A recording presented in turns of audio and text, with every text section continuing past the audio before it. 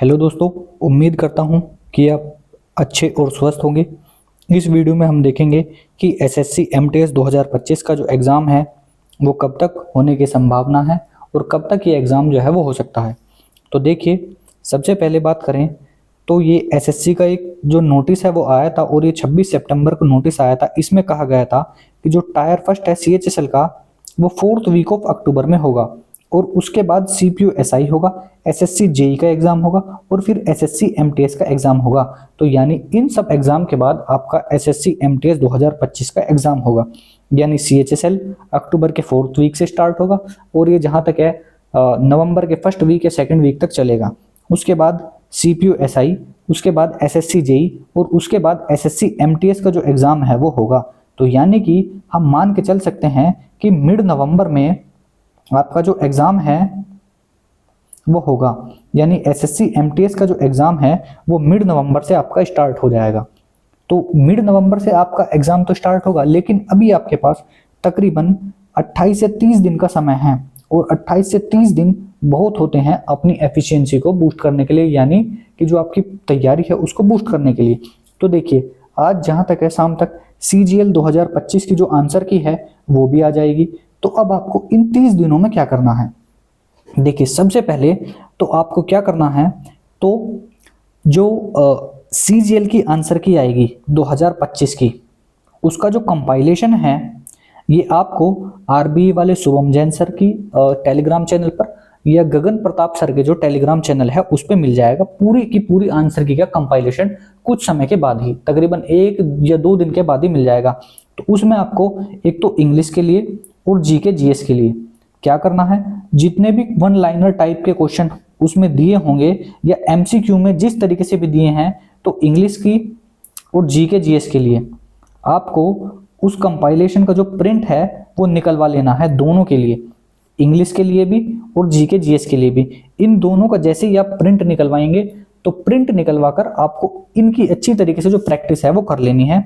CGL 2025 के जो pre में पूछे गए क्वेश्चन हैं इंग्लिश के और जीके के, इंग्लिश और जीके जीएस के दोनों के, इनके आपको प्री में जो भी क्वेश्चन पूछे गए हैं उसकी आपको अच्छी तरीके से प्रैक्टिस कर लेनी है। सीजीएल 2025 हो सके तो आप फेज के भी आंसर की जो है वो भी आ चुकी है, उसका भी कंपाइलेशन आपको गगन प्रताप सर के जो टेलीग्राम चैनल है वहां पे मिल जाएगा या आरबीआई वाले जो शुभम जैन सर है वहां पर भी मिल जाएगा। तो यहाँ से आप कंपाइलेशन निकलवा लीजिए और इंग्लिश और जीके जीएस के लिए इनका जो इन क्वेश्चन को जो है वो अच्छी तरीके से एक बार पढ़ लीजिए, इनके गो थ्रू हो जाइए, क्योंकि एडिक्विटी का जो पैटर्न है वो लगभग सभी एग्जाम में सेम होगा। जैसा सीजीएल में होगा वैसा ही सीएचएसएल में होगा और लगभग उसी टाइप का जो पैटर्न है वो एमटीएस के एग्जाम में भी होगा। तो यानी कि यहाँ से क्वेश्चन तकरीबन 50 से 60% जो क्वेश्चन है वो एमटीएस के एग्जाम में यहीं से रिपीट होगा और लगभग इसी तरीके का यही जो सिमिलरिटी है, सिमिलरिटी जो है ना ये यही चलती रहेगी सीजीएल, सीएचएल और एमटीएस में। तो लगभग क्वेश्चन वही रहेंगे, सारी चीजें वही रहेंगी, केवल उसमें कुछ चीजें चेंज होंगी, हल्की फुल्की क्वेश्चन में थोड़ा बहुत वेरिएशन आएगा, लेकिन पैटर्न बिल्कुल वही रहेगा। जिस तरीके से करंट अफेयर पूछे जा रहे हैं या ज्योग्राफी का जो भी कंटेंट है, हिस्ट्री में जो पूछा जा रहा है, लगभग उसी तरह की जो चीजें हैं वो एमटीएस के एग्जाम में भी आएंगी। तो अब आपके पास 30 दिन है। इन 30 दिन में एक तो आपको सीजीएल 2025 जो प्री में पूछे गए हैं इंग्लिश और जीके के पीवाईक्यू कर लेने हैं। इसके अलावा जो सीएचएसएल 2025 का एग्जाम होगा प्री का, उसके भी आपको जीके के और इंग्लिश के जो क्वेश्चन है वो आपको करने हैं।